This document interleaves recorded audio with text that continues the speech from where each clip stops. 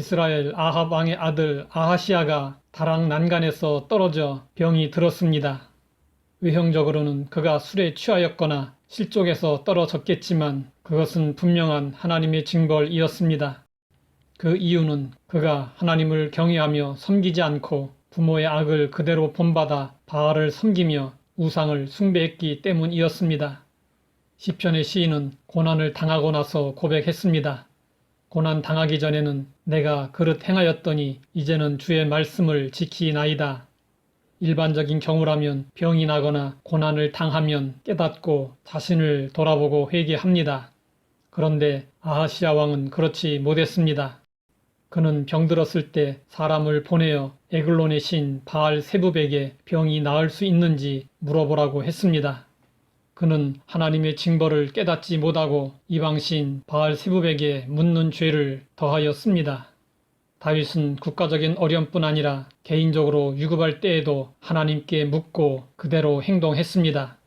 여호사밧도 이웃 나라와 전쟁을 할 때 하나님의 뜻을 묻고자 선지자를 찾았습니다. 아하시야 왕 때에는 이스라엘 역사상 가장 능력 있는 선지자 엘리야가 있었습니다. 하지만 그는 엘리야에게 도움을 구하지 않았습니다. 하나님보다 바알 세붑이 더 낫다고 믿는 사람에게는 엘리야와 같은 능력 있는 하나님의 종도 아무 소용이 없었습니다. 여호와의 사자가 엘리야에게 왕의 사자들을 만나 하나님의 말씀을 이렇게 전하라고 했습니다. 이스라엘에 하나님이 없어서 너희가 에그론의 신 바알 세붑에게 물으러 가느냐? 그러므로 여호와의 말씀이 내가 올라간 침상에서 내려오지 못할지라 내가 반드시 죽으리라. 바알 세붑은 본래 귀신들의 왕이라는 뜻을 가진 바알 세부를 가리킵니다. 하지만 파리들의 왕이라는 뜻인 바알 세붑으로 부른 것은 바알을 조롱하는 것이었습니다. 엘리야는 하나님의 말씀을 그대로 전했습니다. 왕은 이 말을 전한 자가 엘리야인 줄 알고 그를 잡고자 50부장과 50명을 보냈습니다. 그러나 불이 하늘에서 내려와 그들을 불살랐습니다. 왕은 하나님의 능력을 보고 악한 계획을 포기하고 뉘우쳐야 했습니다. 그러나 왕은 다시 다른 50부장과 50명을 엘리야에게로 보냈습니다. 결과는 역시 마찬가지였습니다. 왕이 세 번째로 50부장과 50명을 보냈을 때 지혜로웠던 50부장은 엘리야 선지자 앞에 꿇어 엎드려 간구했습니다. 하나님의 사람이여 원하건대 나의 생명과 당신의 종인 이 50명의 생명을 당신은 귀히 보소서. 하나님의 사자가 엘리야에게 두려워하지 말고 저들과 함께 내려가라고 했습니다.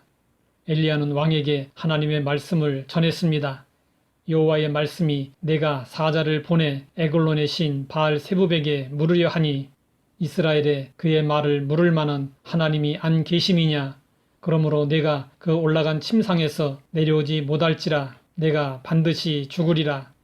아하시야 왕은 결국 엘리야가 전한 하나님의 말씀대로 죽고 말았습니다.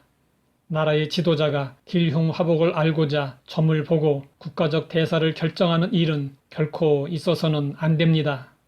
그런데 어려움을 당하면 하나님께 묻지 않고 점집을 찾아가는 사람들이 너무도 많습니다. 1000명을 대상으로 한 어느 설문조사에 의하면 우리나라 성인 남녀 절반이 점을 보고 있고 심지어 기독교인들 중에도 30% 정도가 점을 보러 다닌다고 합니다. 이런 사람들은 교인일지라도 영적 소경이여 영분별이 전혀 안 되는 사람입니다. 성경은 말씀하고 있습니다. 어떤 사람이 너희에게 말하기를 주절거리며 속살거리는 신접한 자와 마술사에게 물으라 하거든 백성이 자기 하나님께 구할 것이 아니냐? 산 자를 위하여 죽은 자에게 구하겠느냐? 하나님은 멀리 계시지 않고 가까이 계십니다. 하나님은 영으로 언제나 우리와 함께 하십니다. 우리의 간구에 귀를 기울이고 계십니다. 그러므로 우리가 하나님께 물으면 성령의 감동을 통해 깨달음을 주시고 말씀을 통해서 하나님의 뜻을 보여주십니다. 하나님 아버지, 어려움이 있을 때 누구에게 묻고 들어야 하는지 알게 하시니 감사합니다. 우리가 하나님께 물을 때마다 성령의 감동과 말씀으로 나아갈 길을 보여주시옵소서. 예수님의 이름으로 기도드립니다.